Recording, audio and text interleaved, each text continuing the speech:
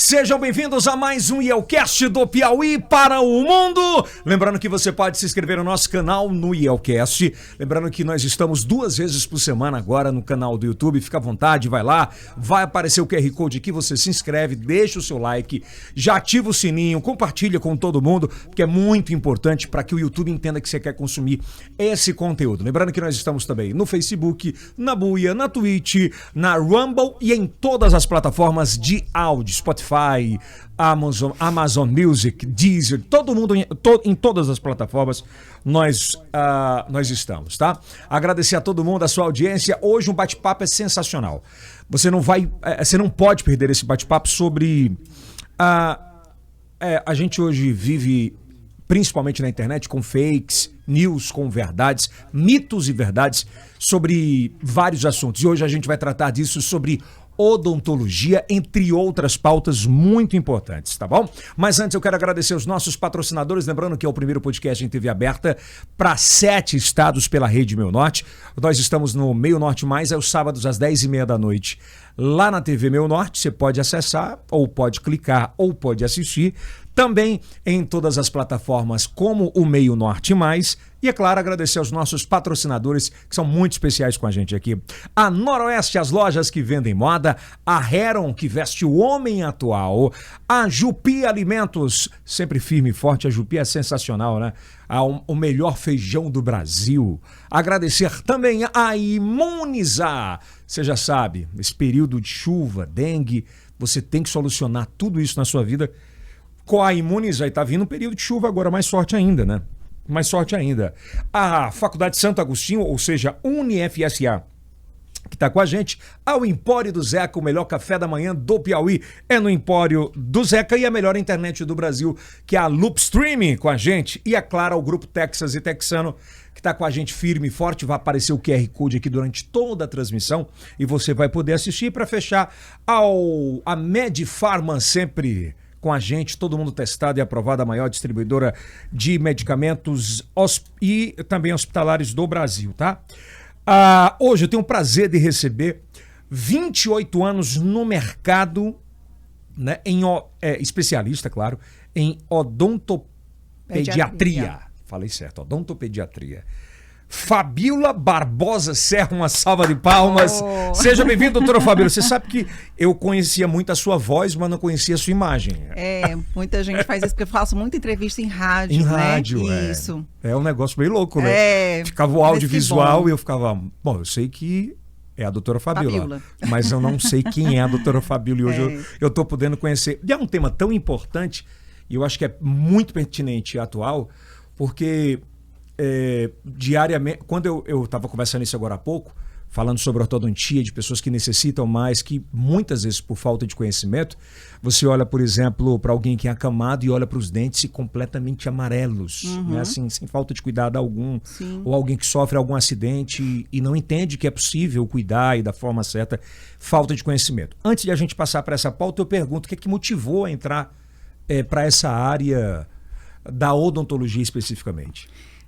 Para odontologia, eu me formei com 22 anos, e eu sempre quis fazer odontologia. 22? Com 22 anos eu estava formada em odontologia. E desde então eu me dedico a uma área que eu sou apaixonada, que é a odontopediatria, né? Já dentro da própria faculdade, ficou claro para mim que era a área para a qual eu deveria me dedicar. E então eu fui para São Paulo para fazer pós-graduação. Voltei para Teresina e fui construindo a minha vida profissional. Naquela época já era tinha uma escassez de profissionais qualificados no mercado? A gente tinha dificuldade de formação em Teresina para as questões de pós-graduação, né? E também não existiam tantas faculdades particulares como é hoje, né? A gente está falando de 28 anos, né? Então é muito tempo, né? É 94, né? Então é muito tempo. E aí, desde então, eu me dedico à odontopediatria. E aí, nisso, vai crescendo a sua carteira de clientes. É o familiar que chega e também que pede para ser atendido, né? É engraçado, de outras áreas da medicina e de médicos, enfim, da área da saúde, o dentista é uma coisa muito pessoal, é muito familiar. Exatamente. Não é? É de pai para filho. Isso, e você vai criando aquela massa de clientes que vai fidelizando com o teu serviço. Então, chegou o momento em que eu tive que convidar outros colegas para compor a equipe que hoje existe, né? E que a gente chegou para o atendimento para pacientes especiais e a gente deu o salto para o atendimento domiciliar, que é o que você tanto fala, assim, que achou a ideia interessante, eu achei sensacional. né? Mas nós vamos chegar lá. Eu quero começar essa trilha para a gente entender. Quando alguém com 22 anos, na flor da idade, entende que a vida dela é a odontologia e nessa causa especial da odontopediatria, existe alguma motivação muito especial sobre isso? Alguma dor? Que você queria entrar porque ouviu alguma situação, algum episódio específico? Não, na verdade, não houve nenhuma dor, nenhum contexto. E eu não sou filha de dentistas, né? Na minha família, eu sou a primeira dentista. Na verdade, tínhamos eu e mais 2 primas que gostaríamos de fazer odontopediatria e fazer odontologia, né? Eu e uma outra prima nos formamos e a outra se tornou aí psicóloga e muito bem sucedida também na sua empreitada. Mas a odontologia, a gente sempre brincou de boneca e eu sempre dizia que eu ia fazer odontologia. Ia cuidar dos dentes das bonecas. Acho que eu sempre fui muito ligada ao sorriso, às questões que levavam aquela coisa do sorriso. Eu sempre fui realmente muito preocupada com saúde bucal. A gente sempre teve formação dentro de casa para cuidar dos dentes, que a gente tinha esse valor que era sustentado dentro da minha casa através dos meus pais. Você imagina que é isso há 22 anos atrás, a população que a gente tinha à margem de qualquer situação do mínimo de saúde bucal no Brasil era um absurdo, né? Crianças... com certeza. Quando você entrou na faculdade, como é que era quando vocês viam esses estudos assim? Hoje a gente vê realmente o quanto que a gente evoluiu em termos de conhecimento, né? Infelizmente a gente tem ainda a disseminação desse conhecimento, principalmente para a população carente ainda, continua ela sendo carente de conhecimento, de aquisição de conhecimento. Então, a gente vê que a prevalência ainda dessas doenças bucais primárias, que são tanto a cárie como a doença periodontal, que na verdade, são essas doenças, e é isso que starta toda a cartela de serviços da odontologia. Elas ainda são doenças muito presentes na população ainda muito carente, que precisa de acesso à odontologia. Então, elas não são carentes só de comida, de dinheiro, mas de informação mesmo. E a gente é um paralelo, porque assim, é uma questão realmente além de você preparar e potencializar a pessoa com o conhecimento, né? Você empoderar a pessoa com o conhecimento, falta também o esteio de providenciar os insumos, né? Então, se a gente acha que a gente está numa situação difícil, você imagina essas pessoas que realmente estão aí à margem. Foi um crime, por exemplo, naquela época, 22 anos, acho que há 30 anos, pela má informação que os pais tinham, falta total até muitas vezes, doía o dente, arranca. Sim, com certeza. Não era isso? E aí você imagina, ao longo aí da linha do tempo, o quanto que os nossos ancestrais, né? Imagina a odontologia que os nossos pais, que os nossos avós tiveram. Eu tive avós desdentados que usavam a famosa chapinha do vovô.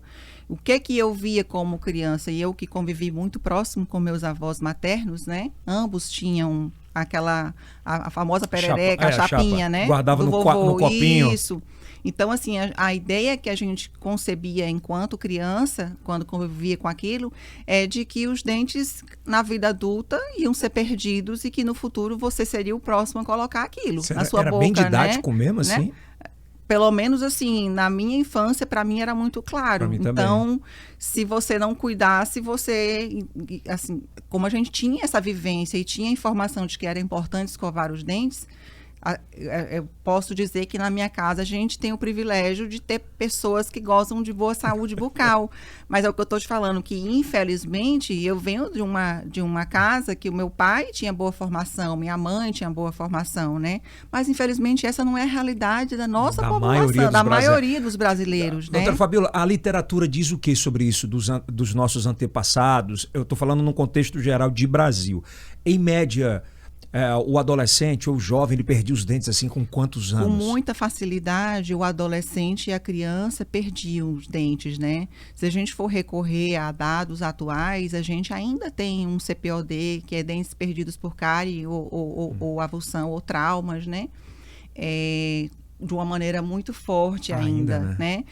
Mas lógico que a informação aos poucos vai chegando, até por conta das redes sociais, de podcast, de interação. É a boa aventurança que as redes sociais nos trazem, porque nos trazem também coisas ruins. O lado positivo, né? De conhecimento. Né? De fake news, como você bem colocou, mas também tem uma contrapartida, né? Da informação, e aí realmente a gente ter o compromisso de fazer com que a gente torne a vida da pessoa mais positiva, reverberando o que é realmente de fato positivo e verdadeiro. Ainda voltando para a área da pediatria, né, dessa área da infância, eu me lembro que documentários nos anos 80, 70, isso não estou falando só de Brasil, quando você vê documentários da África e que os jovens, as crianças, quando a câmera pegava, que ela abria o sorriso, eram completamente pretos aqui, crianças com, vamos lá, 11 anos, 12 anos. Isso você está falando de quando? Isso há 30 anos atrás, 30, né? 40, né? Mas, infelizmente, ainda não é tão massivo como era antigamente, né? Mas ainda a gente vivencia isso, mesmo? Principalmente no interior. Aí é claro que a gente tem algumas cidades que são privilegiadas com dentistas que se formaram e que pertencem àquela comunidade e que de alguma forma direcionam algum projeto, né, para aquela comunidade e altera completamente esse cenário. Mas, infelizmente, ainda não é o que a gente vê de uma maneira massiva. E é uma área da saúde que, acredito eu, que deveria ser muito mais massificada por governos estaduais, federais, inclusive pauta educacional. Com certeza. Cuidados com a saúde. Eu acho que deveria ter, de uma maneira geral, assim como as escolas hoje se preocupam com a questão da educação sexual, isso pode puxar vários gatilhos, né, para a gente procurar também se preocupar com a saúde do corpo como um todo, comer menos carboidrato, investir mais em exercício físico, né, escovar à noite os dentes. Então, aos poucos, as escolas a gente percebe que algumas escolas e alguns na verdade, assim, alguns nichos de mercado, porque a gente não está falando só de escola particular, não. Veja bem, a gente está falando de escola pública, né?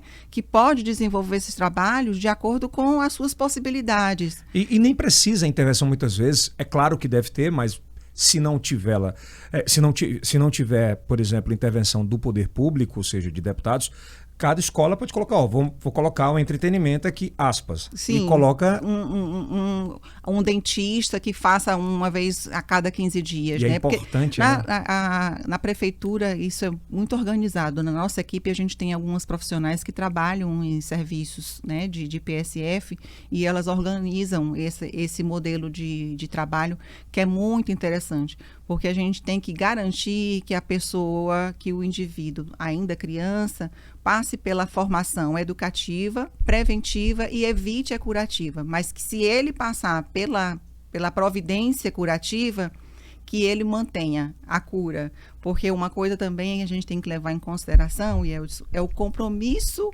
do indivíduo com a sua própria saúde, né? É verdade. Porque assim, o que o dentista te pede para você fazer quando ele te dá alta? Olha, agora mantém, escova os dentes, usa fio dental. E você despertar a automotivação, a motivação naquela pessoa, né? Ou seja, o indivíduo ter automotivação não é uma coisa tão fácil, principalmente se tratando de jovem, de adolescente, criança. Eu vou lhe falar um caso pessoal, por exemplo. Eu acho que com 15 anos eu tinha perdido quase 6 dentes da linha de frente. Uhum. E muito pelo fato de falta de condições financeiras, óbvio isso, mas muito...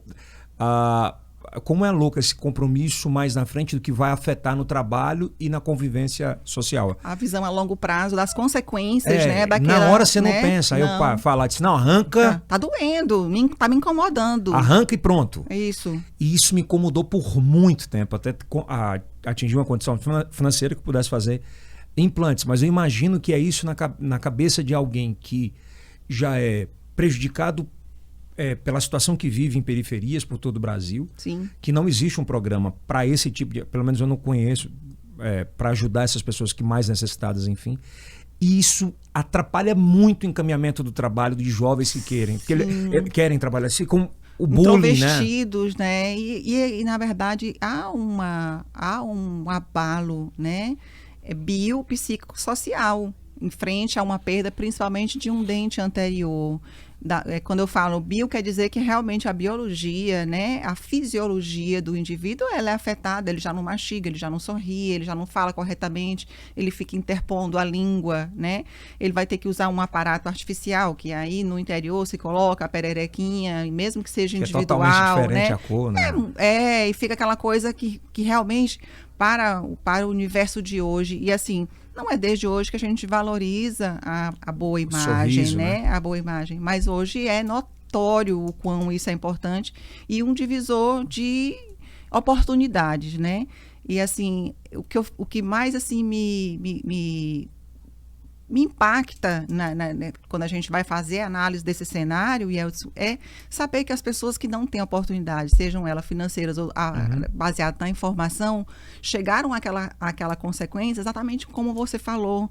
Eu não tinha formação, não era um valor sustentado dentro da minha casa e meus pais não tinham condições de arrumar, né? E é tão simples, né? É muito simples, é muito mais barato, entendeu? A informação, a educação e a parte preventiva dentro da saúde bucal. Antes de a gente entrar nessa pauta da infância, ainda falando, eu acho que um dos principais, e era tão comum, é meio louco que eu vou falar, mas é o que eu acho, não pode se eu tiver errado. Para mim, acho que o maior aspas, né? Exemplo dessa situação difícil e ridícula, muitas vezes, que o brasileiro viveu, é o Tirolipa, porque ele tinha justamente os dentes que não mastigavam, mas que ele usou muito. Sim. Ele acabou desgastando. Sim. E aquilo ele usou do bullying que sofreu como uma forma de... Mas logo depois repôs de uma outra forma. Claro. E eu imagino quantos, doutora Fabíola, quantos tiriricas, perdão. Tiririca. Quantos tiriricas nós tínhamos no mundo, aqui no Brasil em especial, com medo de sorrir. Exato, né? E que não conseguiram superar a dificuldade e não fizeram aí do limão à limonada. Porque, na verdade, ele tinha um talento e ele se apropriou de uma situação de bullying. Aquilo, né? era a principal mostra do brasileiro, a dele? Infelizmente, sim. Quando se diz saúde bucal, sim. Era bem aquilo? Era aquilo mesmo. Só preservava esse símbolo da frente? Preservava porque, assim... Na verdade, principalmente os dentes posteriores. Eu tô tentando entender. Principalmente os dentes posteriores, eles são pouco valorizados, né? Então vamos tirar, é dente lá de trás. Tira. Aí vai tirando são os posteriores, né? Só que aí a gente tem que imaginar que esse sistema, ele se autorregula. Então, à medida em que eu for perdendo os dentes posteriores, eu vou desordenando o meu sistema, que a gente chama de sistema estomatognático. Eu vou perdendo a mordida, eu vou perdendo a inserção de outros dentes. É por isso que vai quebrando um a um? Então, vai quebrando, vai inclinando vai dificultando, né, a vida do sujeito. Aí né? É do Tirolipa, eu queria do Tiririca. Depois a gente vai chegar nessa pauta das facetas, né, e tal. Mas é impressionante o que você está falando, doutora, porque às vezes a gente não aborda isso e não fala sobre isso, é muito importante. Isso. O Tiririca, para mim, ele é um retrato justamente da parte dental que eu falo, né? Da falta de informação, da falta de orientação, alimentação também. É o exemplo assim, mais caricato que a gente pode encontrar, é esse, porque assim, desenha o que pode se chegar diante de um cenário em que você não tem informação e não goza de boa saúde, né? E aí, para você gozar de boa saúde, você tem que ter informação. Quando foi que eu aprendi a não comer tanto carboidrato? Agora, nos meus 30 anos, até lá era pizza com Coca-Cola, né? Doce, né? É doce, né? Ora, é isso aí, ó. É bem um retrato... E principalmente no Nordeste, ele é cearense, né? Então a gente vê que o homem do campo é esse. Imagina aí, não sei se você tem recordações dos seus avós, dos seus tios-avós, né? Que usavam a prótese, maioria, né? Meu pai usa. Prótese, né? Meu pai, minha mãe. Então, assim, são coisas que a gente vai olhando. Olha aí, seu pai tem o quê? 80 anos? Não, tem né? Vai completar 70 agora. Então, olha aí. Mas ele tem desde os 30 e pouco. Então, é isso que eu tô te falando, né? Interior, né? Então, essa é a realidade. É muito triste, né, Elson? E é falta de informação. E é falta de barato, informação. Como você falou. Você prevenir, porque assim, o que você precisa? Ter uma pessoa... que chegue com a informação, ter um canal que chegue com a informação. E qual é o investimento para isso?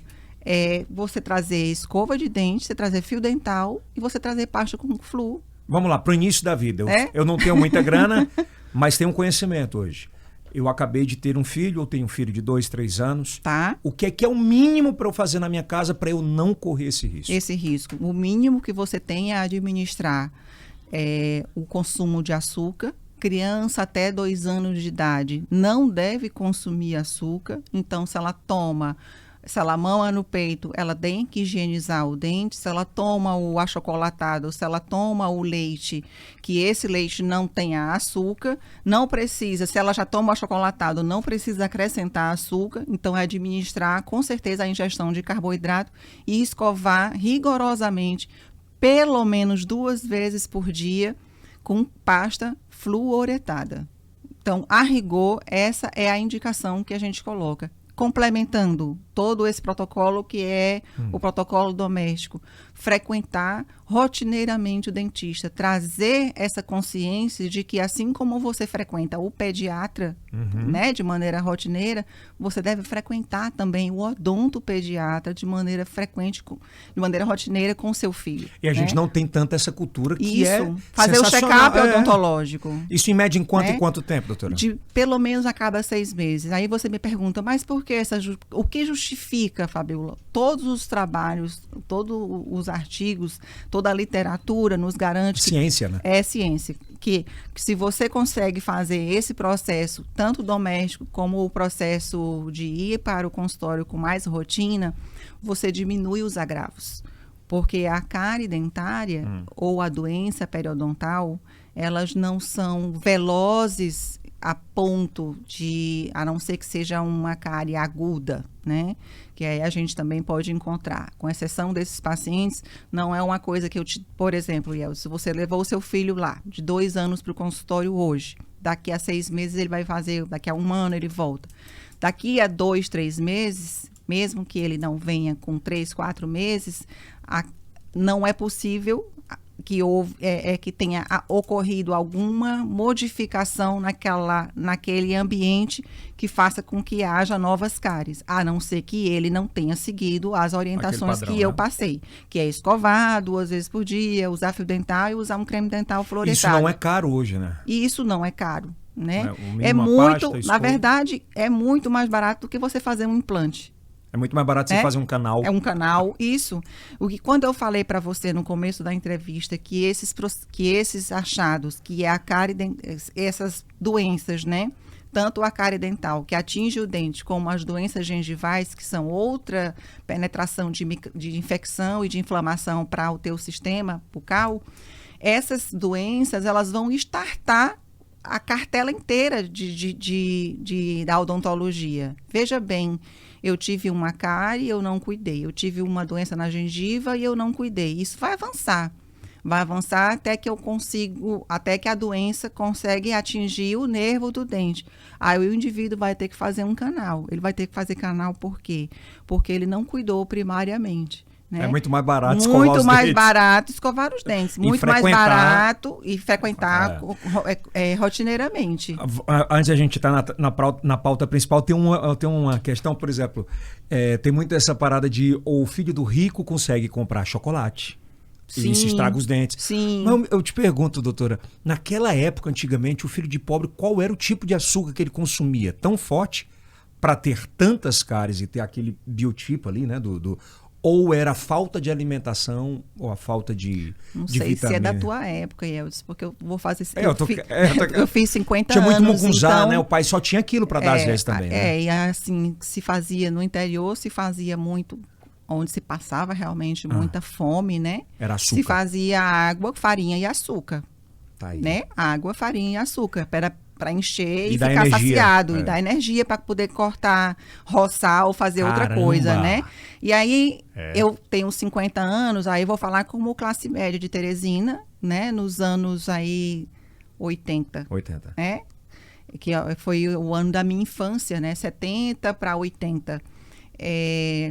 Nas ruas de Teresina, passava aquele senhorzinho com a máquina que fazia o algodão doce. Era. Né? Raspadinha. A raspadinha, o din-din, né? Então, tudo, a gente tinha muitos estímulos para a gente estar fazendo o consumo de açúcar inadvertidamente, né? Que é o que a gente chama hoje de consumo de carboidrato inteligente. É você saber administrar. Fazer um não é para a criança ir para o aniversário do coleguinha e não comer mais nenhum brigadeiro, não comer chocolate na Páscoa. Não é isso. Nós distribuímos bombons de chocolate na Páscoa. E algumas pessoas fazem assim, um pouquinho de olho torto. Como assim? Tipo, tá gerando demanda? Não é, não, cara. É o equilíbrio. A gente está querendo dizer que pode, entendeu? Desde que você cumpra o papel de educador na sua casa e você escove os dentes do seu filho. Mas olha que abordagem massa, né? Você falar que o pai era irresponsável, que não tinha informação. Na verdade, era uma necessidade de colocar comida nos filhos. Sim. E o que tinha era farinha, água e açúcar. Ou rapadura. Né? Não é louco isso? No interior, se passava muita fome. Água, farinha e rapadura raspada. Né? Misturava, fazia um mingau daquilo e comia. Né? Assim, é bom esse tipo de conhecimento até para mostrar para os nossos filhos hoje, né? Dizer, você tem todas as oportunidades do mundo de não passar. Aí hoje os nossos filhos, né? No caso, os meus sobrinhos, já meus netos, vão ter acesso a um outro tipo de consciência. Já vai ser um degrau superior. Mas as crianças hoje são colocadas para um estímulo muito gigante, né, de açúcar também. A indústria do mais doce, fácil até, né? muito fácil o acesso e tudo hoje é muito açucarado, né? E é você competir com o Fini, você competir. Uma pergunta, por exemplo, esse negócio de zero açúcar, mas tem lá outro tipo de carboidrato também. Que substitui. É a mesma coisa? Não, aí a gente vai entrar no capítulo porque, assim, a sacarose, que é um açúcar utilizado que está diretamente vinculado à cárie dentária, né? Porque, assim, a gente tem, realmente, os estudos apontam nesse sentido. Então, tanto, por exemplo, o xilitol, que é um tipo de açúcar que a gente vê em alguns doces dietéticos, né, em alguns produtos dietéticos. O xilitol, ele inclusive é um tipo de carboidrato que ele não é metabolizado por uma bactéria especificamente, que é a Streptococcus mutans, e ela não metaboliza o xilitol e ela é como se ela morresse de inanição. Então, aquilo não é substrato para ela. Então, é um ponto positivo. Xilitol, ok. É um ponto positivo. Mas tá? a sacarose, não. É o açúcar comum, né? Que é o açúcar que vem aí. Tanto faz ser o açúcar demerara, o açúcar cristal, o açúcar refinado, o açúcar aquele mascavo, que é o mais escuro. Todos eles são cariogênicos. Em termos de saúde, e claro, as balas, elas são feitas com aquele açúcar refinado. Que aí ele tem o poder, aí segundo os estudos, de realmente criar o vínculo emocional. Porque ele produz um doce na boca que é diferenciado, né? Ah, garoto que o diga. E normalmente as balas são mais pegajosas, né? E elas grudam no dente, né, da criançada. Aquela bala que gruda é pior, né? É muito pior, porque assim, a gente ainda tem esse detalhe. Você vê o que é consistência e qual a formação do doce. Uma coisa é você tomar um copo de suco de maracujá, por exemplo. De laranja que tem. Não de maracujá, que é azedinho, e você quer adoçar um pouco para o seu filho, né? Uhum. E você adoça com a sacarose, ok, mas depois ele vai escovar os dentes. Uma outra coisa, o mesmo moleque comer aquela balinha tipo jujuba. Que gruda, Fini. Né? Fini, que gruda no dente, né? Que cola no dente e só sai com escova. Então, e aí, às vezes você não tá em casa e o menino passou lá à tarde assistindo lá, sei lá, um programa dele, o desenho animado. O YouTube agora, né? É, isso, né? E comendo aquela porcaria, entendeu? Então, a gente tem... bem isso. Aquela porcaria. É bem isso. Desculpa falar. Não, mas aqui é podcast, né? não tem problema não. Mas é bem isso. isso. A nossa intenção aqui nesse podcast é justamente alertar os pais e mães, muitas vezes por falta de informação, de o que fazer, como fazer. Eu me lembro, doutora, que quando eu acordava, minha mãe trazia meio litro de leite, Nescau, que ficava pretinho, açúcar, pão e manteiga. Olha aí. É um coquetel da morte pro dente, né? É exatamente isso. Alto carboidrato, né? Isso que eu fiquei grande. Tá tudo bem. Mas é um coquetel. E eu não tinha orientação. Naquela época, eu tinha orientação de acordar e escovar. Beleza. Sim, ok. Né? Mas aí, Era isso. Comeu, era essa a escovação. vai pra Vamos pra escola, escola, almoça, come bala, come a bomba, né? Com Coca-Cola na escola, né? Era coxinha. É isso. Aí eu me ferrei. Então, a orientação é essa. Por exemplo, você acha que a gente falta muito para os nossos filhos de hoje levar para a escola, por exemplo, a escova e a pasta? Eu acho que as escolas que são mais comprometidas com a criançada menor, elas já pedem. Já pedem? Já pedem. Que massa. Inclusive, aí a gente pode, incluir aí as escolas públicas. Eu vejo alguns programas em algumas escolas que eles têm esse processo de Eu não tinha conhecimento incentivar. disso. Tem. É porque vai comer alguma coisa no intervalo? Porque assim, aí vem as escolas, de acordo com os programas, ou estaduais ou municipais, se adequando, né, a essa realidade, a esse contexto. E aí esse próprio grupo de dentistas, seja ele do município ou do estado, eles fazem um programa dentro daquela escola, né? Porque eles dividem por zona, né, por área. Antes a gente fechar na nossa pauta principal e passar para a próxima, a gente teve um colega e é muito bom abordar sobre isso. Um irmão que eu tenho, que é o Carlos Mesquita, e é aquela história na cabeça ainda do interior de o cara achar que vai economizar com o dentista. E ele estava com um problema no dente e acabou que tinha um profissional para fazer a extração do dente, e aí ele foi pro... Como é que fala, Denis? É o prático? É o prático. Que é o dentista que não é formado. Que não é formado. Não é dentista não formado. Ele não é dentista. Aí ele foi e arrancou o dente lá. E deu uma infecção absurda, que ele teve infecção generalizada. Acho que você soube desse caso. Que ele ficou internado, eu acho que saiu foi um milagre mídia, de Deus. né? Foi um milagre de Deus. Ele teve sepse, né? Entre 10 e 9 morriam. E ele foi... O contemplado, o contemplado. Porque teve assistência. Porque foi muito rápido. Eu estou tentando lembrar o nome agora do que ele teve, mas ele entranhou aqui na parte onde fica o coração. É endocardite bacteriana? Pronto. É isso mesmo? Através do dente. Através do dente. Teve infecção. Olha o nível, né? E o médico desacreditou, e foi um milagre mesmo por ter conseguido. Qual é o alerta que se faz sobre isso? Porque numa situação como essa, né, de você economizar ou confiar na palavra de alguém que não é formado, que não tem especialidade. Isso é muito comum. O nosso conselho, que é tanto o Conselho Federal como os conselhos regionais, né? Eles têm altas atividades, assim, de regular essa atividade, né? De fiscalizar, na verdade. Eles fiscalizam muito, porque no interior ainda é muito comum. E aí a gente tem realmente isso do interior ser pouco abastecido. A gente tem até aí um próximo passo para uma outra matéria, que é uma coisa que a gente está tentando viabilizar na clínica, que talvez a gente consiga concretizar um outro plano que entraria nesse cenário. Mas é um nicho absurdo de preocupação, né?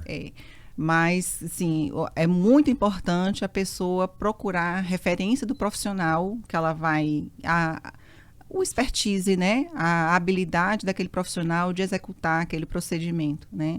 É tão delicado uma extração, e a infecção, a endocardite bacteriana, ela não é só decorrente de uma situação dessa. É claro que... Isso pesa, né? O fato dele ter feito como prático, claro que pesa, porque ele é um prático, ele não tem formação, né? Então, com certeza usou lá um instrumental sem estar esterilizado, né? Com técnica e nada, sem técnica. A gente não pode nem abordar, porque eu fico falando, eu fico tentando falar como dentista para uma pessoa que não é dentista. Então, assim, é uma situação que foge totalmente de um contexto que a gente pensaria inimaginável. É como você vai arrancar um braço, você não procura um médico, vai lá no açougueiro e corta aí. Corta aqui, né? É quase por aí, né? E, então, assim, mas a endocardite bacteriana, ela pode advir de infecções que você acumule ao longo do tempo e que não são resolvidas. Então, que as pessoas que estejam nos ouvindo e nos assistindo entendam que se você tem alguma coisa guardada, alguma coisa no sentido de alguma demanda guardada, seja ela gengival ou de origem dental, que você repense. Porque, assim, um canal que não foi realizado porque aquele dente não dói mais. Aquela gengiva que está infeccionada, mas você foi no periodontista e você achou que foi caro o valor. Pesquisa em outro lugar, mas não deixa de resolver. Porque aquela raiz que está lá se desgastando, que inflama, que você vai escovar, passa a escova e aquela gengiva sangra, aquilo é muito grave. Aquilo é uma coleção de... Comenta aí quem tá aí embaixo, quem já foi fazer um canal, tapou o canal, não tava mais dentro, o cara não voltou. Isso, exatamente isso, entende? Então fica guardando essas demandas que não são resolvidas, né? E pode desencadear também uma endocardite bacteriana, entendeu? E aí é como você falou mesmo. O sujeito vai para a UTI, é tratamento com antibióticos fortíssimos, assim, de alto espectro, né? Com a possibilidade de vir a óbito. Vamos lá, agora partir para essa pauta que eu acho fundamental, eu achei sensacional, né? O Brasil, ele vive cada vez mais... É porque antes... É impressionante falar sobre isso, mas antes, quando a população, ou o pai ou a mãe, por falta de informação... Quando ele tinha um filho autista, ele achava que não era autista, que era um filho que era desatento. Que era um filho... Era diferente. Era, né? Diferente, mas era como um outro filho. Mas não, ele não tinha esse conhecimento. Fora os acamados, né, por todo o Brasil, que não tinha acesso à saúde bucal, que é fundamental, que é por onde você come, onde você bebe, onde você acaba inserindo tudo. Se aqui tiver tudo errado, entra tudo errado, né? Como é que funciona esse processo de conhecimento, não é? De levar essa saúde bucal a essas pessoas que não podem ir muitas vezes ou que temem aquela cadeira com aquele... Tá. Você falou duas coisas que eu acho que é interessante eu pontuar. Você falou a respeito do paciente que teme a cadeira do zzz, essa é né? pro final. Tá. E você falou do paciente acamado. E você falou do paciente autista. Autista, que é muito importante.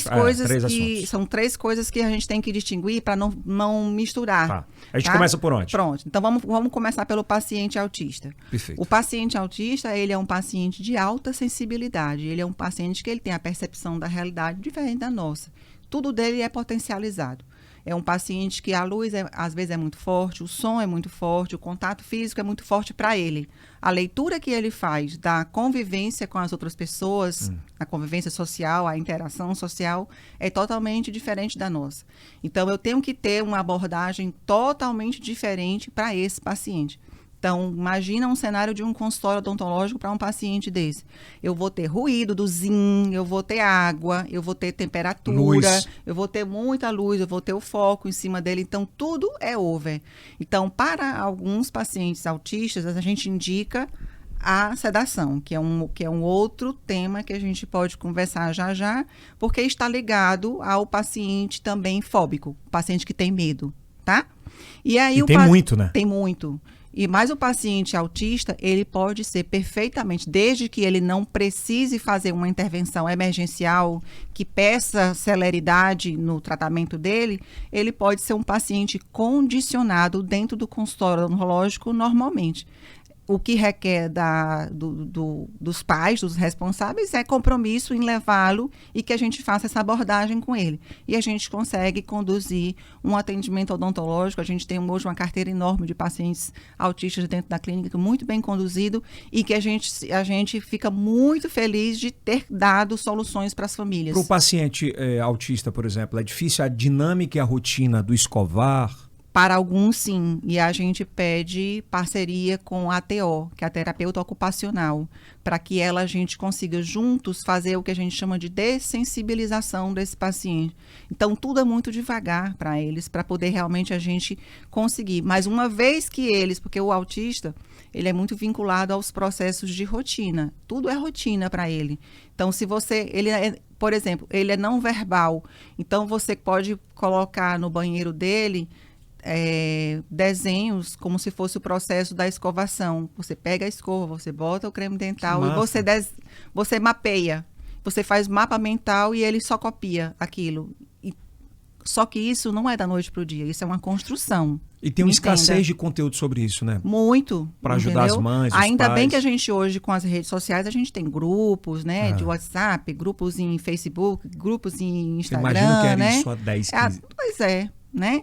E eu diria um pouco mais para trás. Ainda uns 20 anos para trás, porque as coisas foram avançando. A gente tem aí, há 10 anos atrás, já algumas tentativas de melhoria desse cenário. Né? Isso. E aí, né?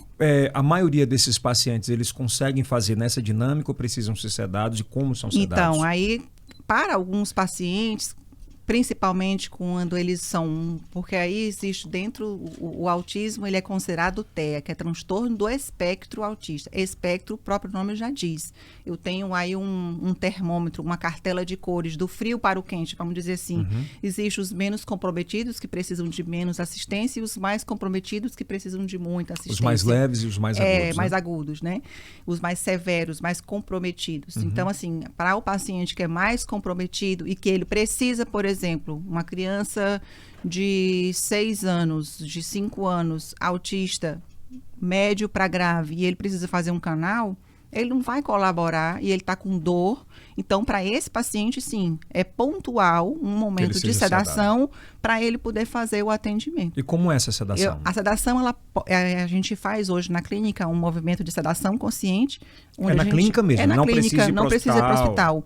A gente faz um primeiro atendimento para a gente poder fazer lançar a mão do perfil, né, do cliente. A gente fazer a anamnese, inclusive com as medicações que o próprio paciente já usa, a gente pode compor no nosso protocolo, porque muitas vezes são medicações que já produzem um comportamento mais colaborativo. Então, a gente aproveita aquela medicação e a gente insere no nosso protocolo.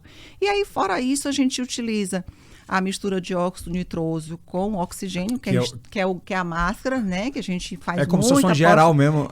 Não é uma geral, é diferente. Eu estou falando que na época que eu fiz cirurgia, eu me lembro que porque precisa também, claro, do endovenoso. Quando geral é endovenoso. Mas aí é geral, né? É isso que eu estou querendo falar, é diferente. É diferente, porque assim, a sedação em consultório, em ambiente que a gente chama de ambiente ambulatorial, ela tem que ser de superficial para a média. Eu estou sendo o cara que não entende nada, eu estou querendo entender. É interessante porque a sua dúvida é a dúvida de muitos. A mãe vai dizer assim, vai colocar alguma coisa aqui. Não, imagina, não é isso. A gente tem que entender assim, que a gente tem o manejo tanto básico como avançado de vias aéreas, né? Porque assim, qual é a nossa principal atenção para um paciente que é sedado? É a respiração, né? Então, a gente não pode sair de uma oximetria de 100 até 96, 97, quando muito, né? A gente sempre trabalha na clínica com oximetria de 100, 99, 98, né? Então, assim, e a frequência cardíaca também. Então, a gente tem que se cercar de medicações que são seguras, liberadas e com aquele propósito. A gente não está inventando nada. Puta de uma equipe, né? E com muita equipe, e com muito aparato técnico e com muita vivência, porque tudo é construído com curva de aprendizado. Total. Né?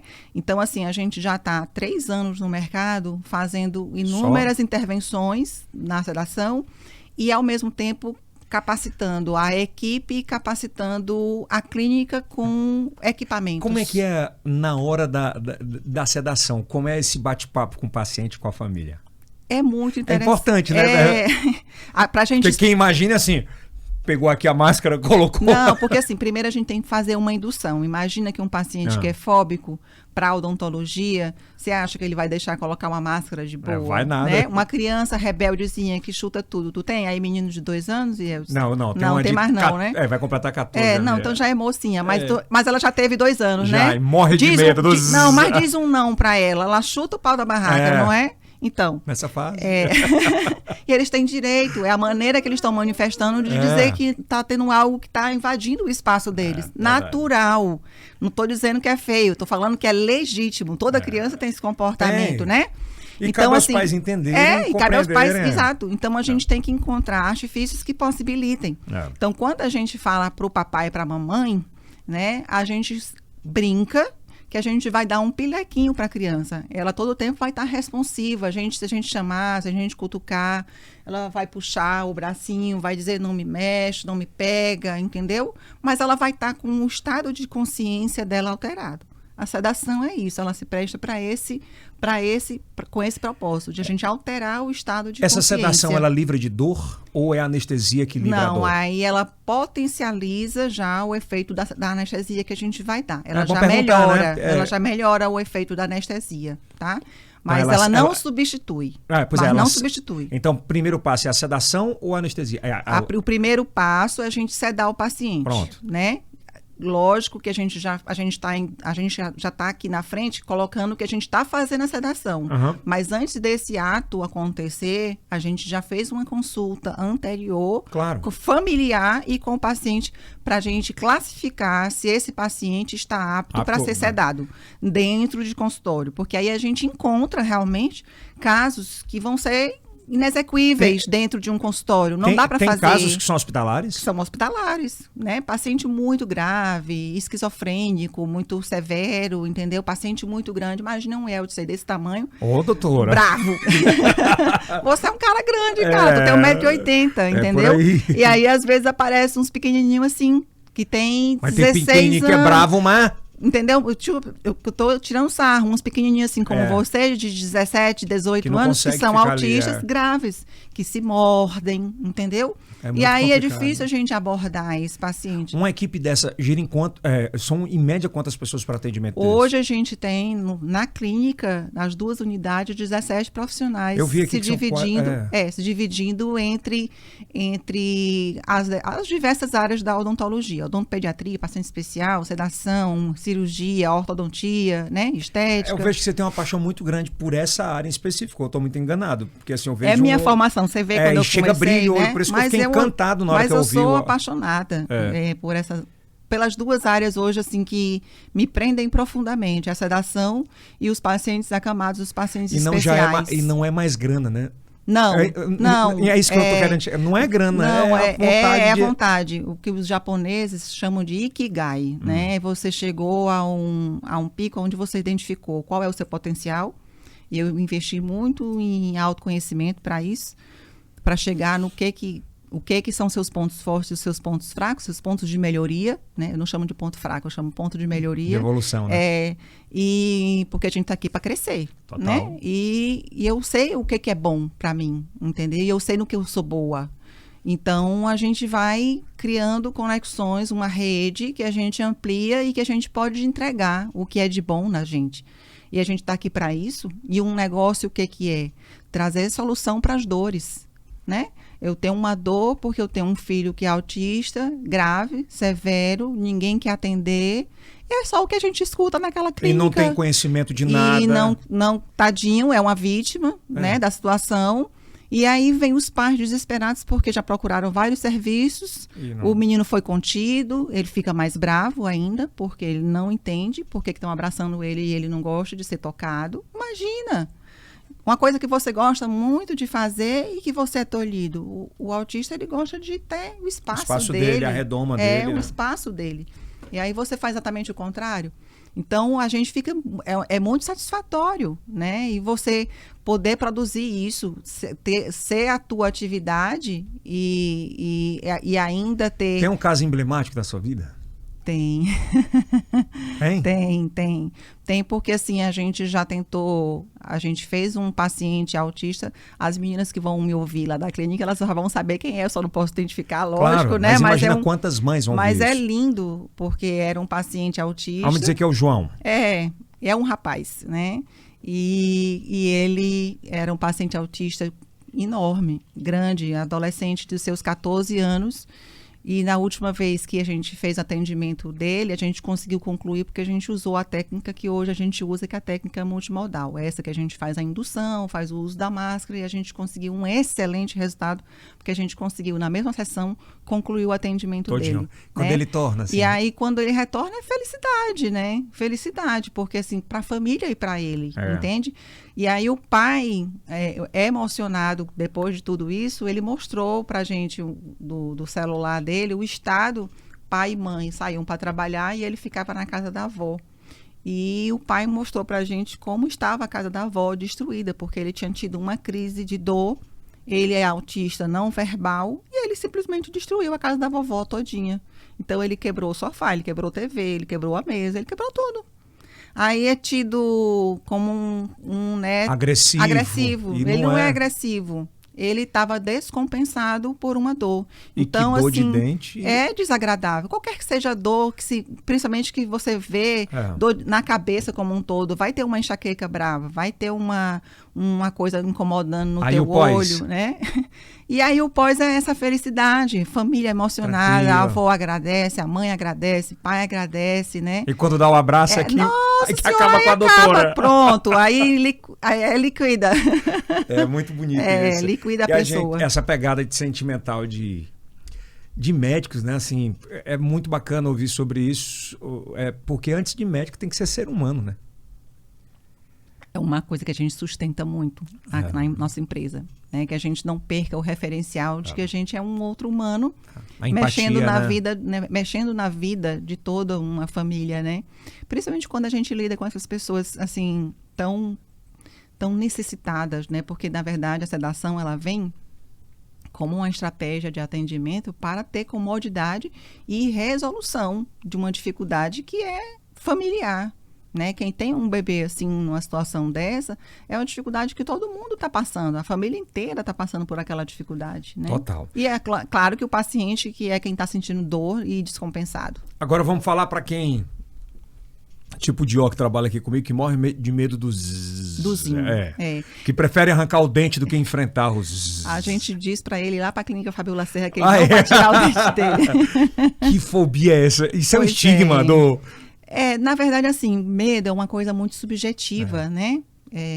A gente tem medo de toda a natureza lá na clínica. Tem gente que tem medo de chegar na porta, tem gente que estaciona o carro e não consegue subir, né? Tem gente que não consegue, agenda, mas não consegue ir, inventa, né? Tem? Não, inventa, né? Não, hoje eu tive isso, teve um imprevisto. Mentira, entendeu? A gente sabe que é mentira. Não quer ir para não pegar os... Então, a gente tinha essa coisa de um momento a gente quebrar esse cenário, né? E quebrar esses paradigmas e aumentar... Ô, doutor Fabiola, eu lembro que meu pai me ameaçava. Ele falava, se não fizer direito, vou te levar pro dentista. A gente pede demais isso. É um processo que a gente pede demais para os pais não fazerem isso, né? Porque faziam muito. Fazia demais, né? Ameaçar o seu filho...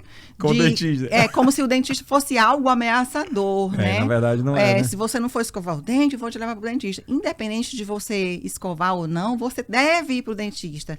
E que essa figura do dentista seja uma coisa mais gostosa, seja mais amável, né? Mais né? amável de você enfrentar, né? É bem isso mesmo, viu? Eu lembrei agora aqui, passou um filme na minha cabeça. Passou, não foi? Passou um filme. Ô, seu Yelton. Mas como é que é feito esse trabalho, então, para quem tem muito medo? Porque a gente faz, então, para quem tem muito medo, normalmente a gente pede que vá acompanhado com alguém, né? Porque essa pessoa ela vai sair um pouco sonolenta. Os processos de sedação em si, eles são extremamente seguros. As medicações que a gente utiliza são medicações com o padrão ouro, tanto da medicina como da odontologia. Então, é o óxido nitroso, é o midazolam, é a dexmedetomidina, é a ketamina, é a prometazina. São medicações... É o dia do dentista, você tem que parar nesse dia? Lá na clínica sou eu que cedo, o Wilson. Na verdade, a gente reserva pelo menos 2 horas para cada paciente. É importante perguntar sobre isso. Claro. Porque às vezes, cara, tem um turno, eu posso parar um turno, o outro eu não posso. Então, a gente faz de 2 a 3 sedações dias na clínica. É o que a gente consegue fazer. Né? Às vezes, quando tem um paciente que chegou no começo no final da tarde e quer sedar, a gente remarca para o dia seguinte, porque já não vai dar mais para a gente fazer. E a gente pede para estar em jejum, então tem todo um processo, tem que estar em jejum. Melhor para a gente evitar transtornos, o refluxo e assim, a nossa preocupação, como eu falei há pouco, né, via aérea, né, que ele faça a aspiração, né, de vômito. Doutora Fabiola, entrando agora na área estética, né, que é importante a gente abordar sobre Sim. isso. Tem até a imagem do Tirulipa, que foi bem no início, acho que das facetas, que naquela época tinha que afinar o dente, não sei se ainda tem. Sim, mas fazer o desgaste, né? É completo para ele encaixar. Acaba sendo um grande problema as facetas ou não? Elas vieram para ajudar? As facetas, hoje em dia, o desgaste é mínimo, né? Desgaste Sério? de milímetros. Então, quando você vê eu não sei em que tempo você viu, assim... Não, eu fiz. A minha ficou só o... só porque foi um desgaste mesmo grande, grande, né? No porque dente. Você já tinha, então, algum trabalho que precisava ser desgastado para colocar outro. Para entrar... Porque, assim, hoje é muito comum as pessoas fazerem a faceta para melhorar o formato, né? A estética, é o formato do seu dente. Então, você tem o dente que a gente chama de rígido, o seu dente está totalmente, a gente chama de virgem, né? É rígido, não tem restauração, não tem nada mais. O formato você não gosta, às vezes a cor você não gosta. Você quer, como é essa paradinha? Né? O diastema, que é aquele espaço entre um dente e outro, e você quer fechar, né? Então, para isso, o desgaste, ele é milimétrico. Hoje em dia, você não precisa desgastar o dente. Agora, quando... Uma situação como essa, você não precisa fazer um desgaste mais no dente, porque você já tem separação espaço, completa, né? Você já tem espaço aí, né? Ou quando você tem uma situação dessa, com espaços menores, você tem que desgastar minimamente. O cara tá em casa, mas vamos lá, se eu coloco uma faceta em cima, a cárie tá lá dentro, como é que vai ficar? Não, aí assim, aí a gente só vai sobrepor um trabalho protético, claro. Se tiver cárie, tem que desgastar e tirar a cárie. Né? Só coloca depois que tiver tudo ok. Só coloca depois que tiver tudo ok, com certeza. Não vai colocar num canal. Não, imagina, né? Agora, se você um dente desse da frente, você precisa antes tratar um canal. Primeiro a gente trata o canal para depois colocar já chegou, doutor, o laminado. Foi o que eu disse, não tem problema, cara. Põe que... Olha, já chegou tanta coisa interessante. Já. E hoje em dia a gente não vê tanto, mas já teve uma época... Que tava na... piercing em dente. Na verdade, o piercing era um adereço colado no dente, né? E uma vez chegou uma vovozinha que usava prótese removível, né? E ela queria que você... ela queria que colocasse no dente da prótese o piercing. o piercing, porque ela queria. E ela era uma vovó... Olha, pensa na vovó sarada. Ela tinha quase 70 anos, mas ela era aquela mulher tonificada, de musculação. Fortuna. Entendeu? Ela levantava... barra, entendeu? E ela usava prótese de boa, entendeu? E ela queria colocar um piercing. Então já apareceu tanta coisa. Que bacana. Muito! Eu acho isso o máximo, né? E aparece esse tipo de situação que você falou agora há pouco, de gente que ainda tem atividade de cárie, que precisa a gente providenciar outras demandas e que precisam e que querem fazer atividades estéticas. Eu já procurei muito e pesquisei muito na internet sobre um tema e eu nunca consegui encontrar muita coisa. Eu sou reduzido, eu fiz redução de estômago. Sim. Né? E um médico uma vez me disse, porque depois da redução eu comecei a perder dentes rapidamente. E ele me falou sobre descalcificação dentária. Sim. Que essa descalcificação dentária aconteceu, pelo menos comigo, pela falta de orientação na época de que eu deveria consumir mais vitaminas assim, acabou fragilizando muita coisa, principalmente aos dentes. Passa por isso mesmo? Deixa eu te explicar. O processo de quem faz a bariátrica, né, a redução de estômago, você tem que entender que você passa a beber menos, você tem um fluxo salivar reduzido, até que você faça aquela acomodação, que depende do tempo em que você fez a bariátrica, né? Então, nos 6 primeiros meses, todo o teu corpo está acomodando e você não consegue ter... Confere o que eu estou falando? Faz sentido? Eu perdi um ano. Né? Começou com um ano e pouco. Em torno de 6 meses, você está acomodando todo o teu sistema a uma nova dieta, a um novo modo de você se alimentar. Eu tenho recentemente de 6 meses, 7 meses para cá, uma sobrinha também que fez. E eu a acompanhei e tinha dias que a alimentação dela era um copinho, aquele de cafezinho, que ela tomava era o que ela podia, o que ela aguentava consumir de alimentação. Então, para ela se sentir nutrida, né? Assim, nutrida no sentido de ter resistência e força para se deslocar, para caminhar, ela às vezes tomava umas 2, 3 colheres de leite condensado. O que tem ali dentro? Que dava o gás, né? Que dava o gás. O que tem ali dentro? Açúcar, sacarose. Então, se você não escovar, vai. Aí você tem um fluxo salivar reduzido. A gente tem que entender. Eu acho que potencializou na época, sabia? Na minha opinião, comigo, né? Eu acho que potencializou e acabou. Eu tinha que arrancar, porque a dor era intensa, né? É. E aí, com certeza, tudo agudou. com certeza as questões periodontais ficam mais ressaltadas, né? Então, assim, as pessoas que fazem a redução, elas devem procurar um atendimento odontológico precoce. Assim como a gestante, a gente recomenda que antes da gravidez, procurem fazer o atendimento. Bom, quando o casal se programa a gravidez, né? Se programa naquela gestação. Da mesma forma, quem está programando aí uma bariátrica, assim como o paciente que vai fazer oncologia, vai fazer rádio, quimioterapia. Atrapalha também? Também. Então, é importante que você faça. Inclusive, hoje em dia, existe protocolos para você fazer algumas cirurgias que você tenha uma anuência odontológica, para que você não tenha nenhuma intercorrência bacteriana?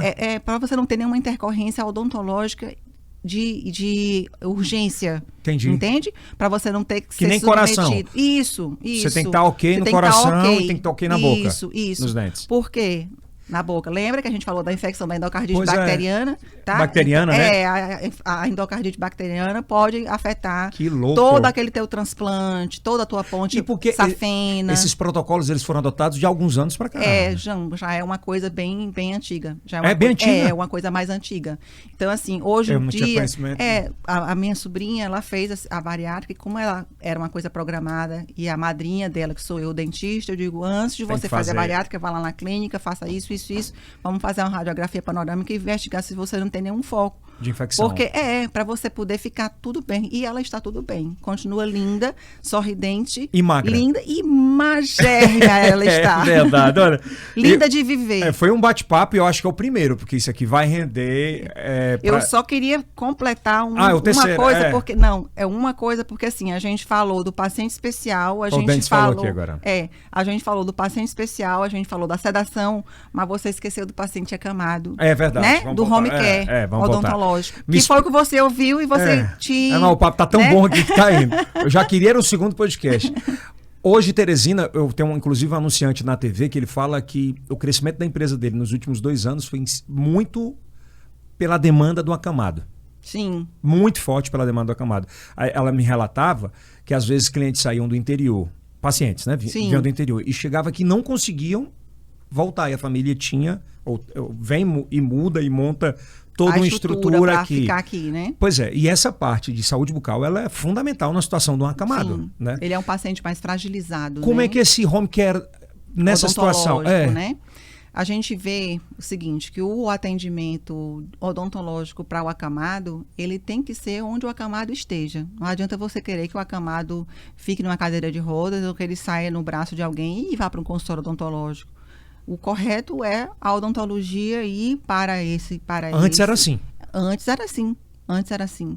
Então, hoje, a gente tem dentro da clínica, no nosso portfólio de serviços, o atendimento odontológico domiciliar. A gente chama de home care porque, assim, na verdade, é um atendimento e é uma expressão muito usual fora. Onde é que você foi buscar isso? A ideia veio exatamente porque a gente tem a carteira de pacientes especiais e chegou um momento em que a gente via pacientes especiais que não podiam se deslocar para a clínica. E aí nós nos atentamos que a gente poderia oferecer um atendimento. Então, nós montamos um projeto, né? E aí, a partir do esboço, do escopo, de todo o projeto, a gente viu lá, logística, como é que a gente vai levar o dentista, todo aquele cenário, aquela parafernália de consultório odontológico para dentro da casa do sujeito, né? Cadeira. Vamos lá atrás de um equipamento portátil que a gente possa manusear. Fazer isso. E aí eu fiz uma viagem para o interior de Minas. Eu fui a São Paulo, peguei um voo até São Paulo e fui conhecer. De lá peguei um ônibus e fui conhecer uma fábrica que faz consultórios portáteis. Minas. É em Minas. E para nossa surpresa a gente conseguiu encontrar exatamente o que a gente queria, né? E foi muito bom. Aí a gente fez negócio, fechamos, voltei para Teresina, com 30 dias esse consultório chegou aqui. Uma maleta. Como é? É como se fosse uma mala de bordo, essas de... Um de casezinho, assim, a mala que você leva em cima. Não, é uma mala grande, aquela que você leva no tipo de 23 que você quilos. Tem que despachar. Isso. Na verdade, aqui é a mala no canto esquerdo. Na verdade, bem o consultório pesa 28 quilos. O consultório? Esse equipamento, essa maleta. Então, essa é uma paciente acamada? Essa é uma paciente acamada, a Socorro. Ela tem 38 anos, mas ela parece uma princesa de 13. Eu achava que ela tinha 13 anos. Ela tem 38 anos. Ela é uma paciente PC. É cuidada pela família. Ela já tem dentro da casa dela uma situação de home care. Dentro da casa dela você vê que tem cilindro de oxigênio, ela tem tudo, né? Que é resguardado pelo plano de saúde dela. E é um quarto de bebê, né? É.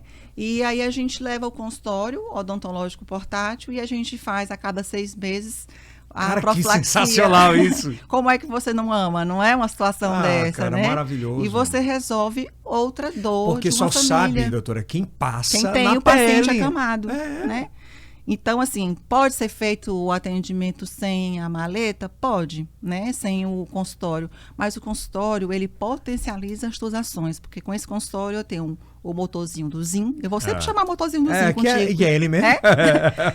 Eu tenho uma seringa de água, eu tenho aquele sugador, eu tenho tudo que um consultório reproduz aí nessa maleta. Mas não é só a maleta, é também o amor do profissional e o treinamento.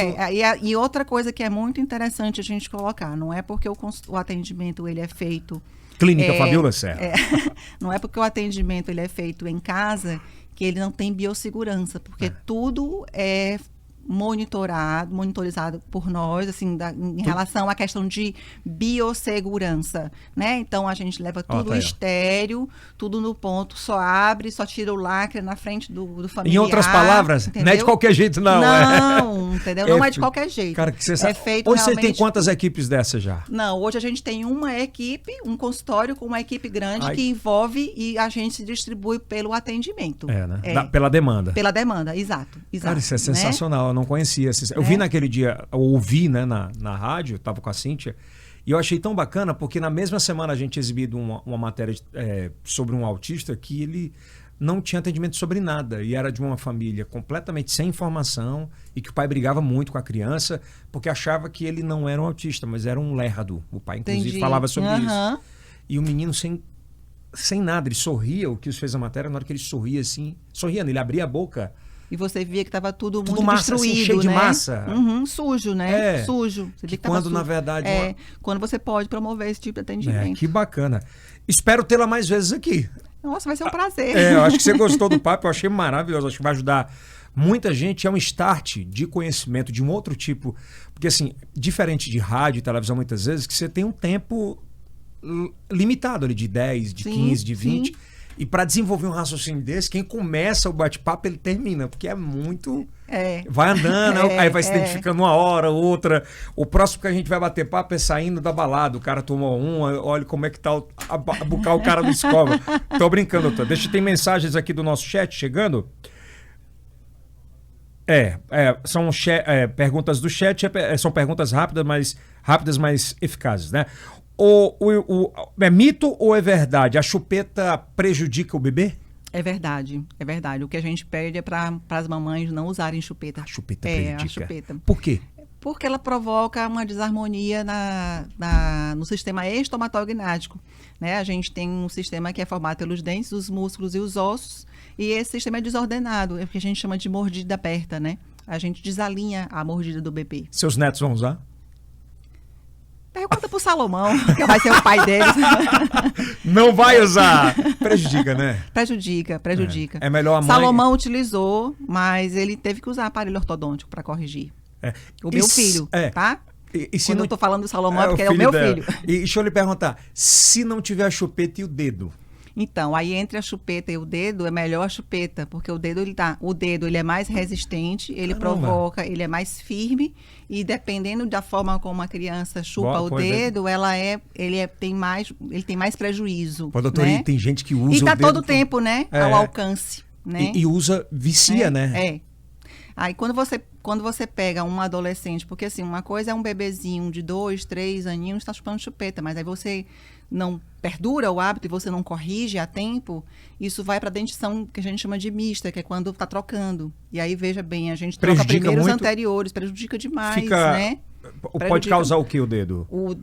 Tanto o dedo como a chupeta, ele causa prejuízo na sua oclusão. Você não faz a oclusão corretamente. Fechar completo. Você abre aquela mordida, fica com aquela famosa dentição bicudinha para cima, que a gente chama de mordida aberta, né? E desalinha. Então você mexe tudo em todo... por conta do dedo e da chupeta. O palato, que é o céu da boca. E como é que eu faço? Eu sou mãe, né? Agora e pai. Doutor, e aí? Como é que eu faço para tirar? Então... Vou botar pimenta no dedo do menino? Não, aí a gente não, tem brincadeira, isso, mas é verdade. né? Tem gente que usa, né? E desses artifícios. Eu tinha uma prima que eu me lembro demais que a minha tia chegou a fazer... Meu pai fazia isso. Não, minha tia chegou a engessar. Ela engessou as 2 mãos dela para ela não chupar. Meu pai botou aí, pimenta. Aí de noite ela teve que desenfaixar uma mão porque ela não aguentava mais o choro da criança. Meu pai colocou pimenta no dedo do meu irmão. Né? É sério. Café amargo. Ele conta essa história. E foi quando ele... E ele deixou? Deixou. Olha aí. Eles ficaram legais. E ele ainda hoje come pimenta? Não. Mas também pois fica... Porque tem, assim, a gente tem que ver os gatilhos que podem ser gerados, né? Eu só tô falando, é uma brincadeira. A gente tá fazendo coisas jocosas aqui, brincando, mas sério. muito cuidado, né? Com as intervenções que você vem fazer. Então, tem que ser uma coisa muito planejada. Eu tô falando assim, doutora... De repente, doutora, até contratar uma terapeuta ocupacional, encontrar um outro foco, né? Eu tô falando sobre isso dessa forma, porque é muito popular e muitas vezes os pais utilizam e não tem essa informação que você deu. Porque você colocar a pimenta no dedo, ela pode gerar um problema maior do que... Isso que eu perguntei se seu irmão come pimenta hoje. Não come. Então, porque tem esse problema.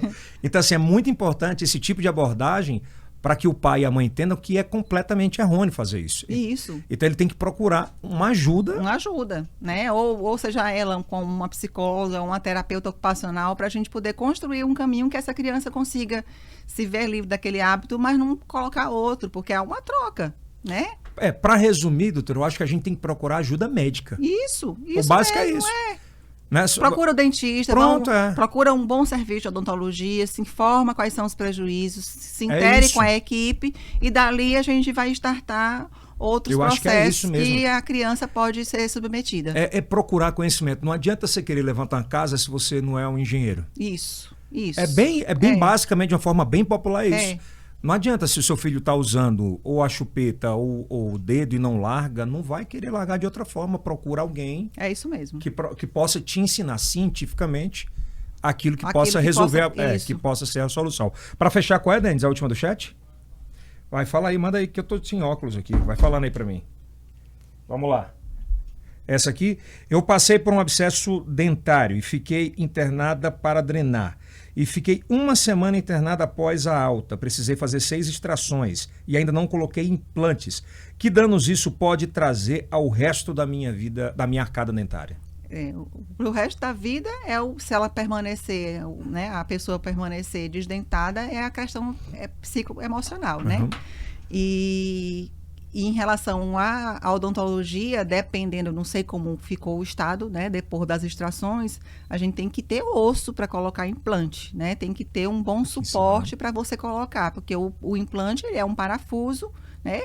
Grosseiramente falando, ele é um parafuso que ele é colocado dentro do teu osso. Então, eu tenho que encontrar uma boa parede, um bom suporte para colocar esse parafuso. Tem como fazer enxerto sobre isso? Então, aí tem a questão dos enxertos. É um outro processo. Então, dependendo do processo, dependendo do paciente, pode fazer, inclusive, tanto o enxerto autógeno como o heterógeno. O que é isso? Autógeno, eu tiro o osso de algum lugar, bacia.